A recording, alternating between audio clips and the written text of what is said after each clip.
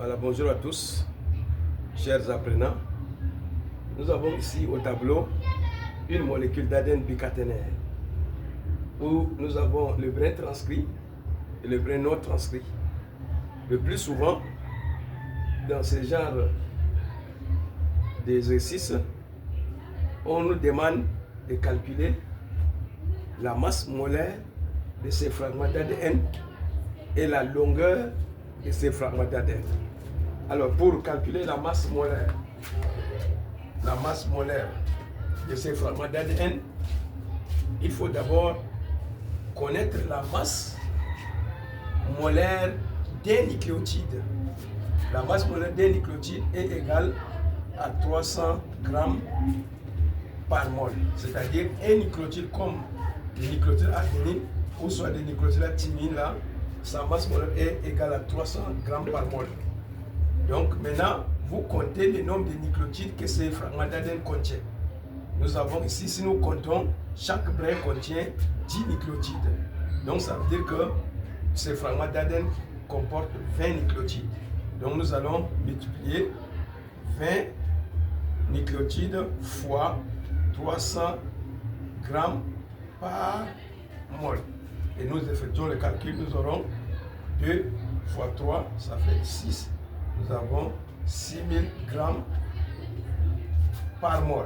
Ça, c'est la masse molaire du fragment d'ADN.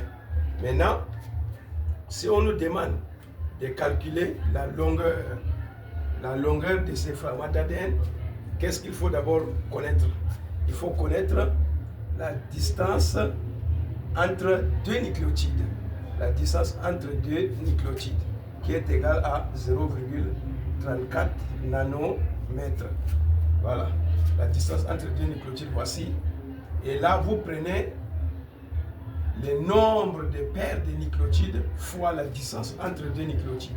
Ou soit, vous prenez simplement un brin, vous prenez le nombre de nucléotides que contient ce brin fois la distance entre les deux nucléotides. Ça veut dire que nous aurons nombre de paires de nucléotides fois la distance entre deux nucléotides.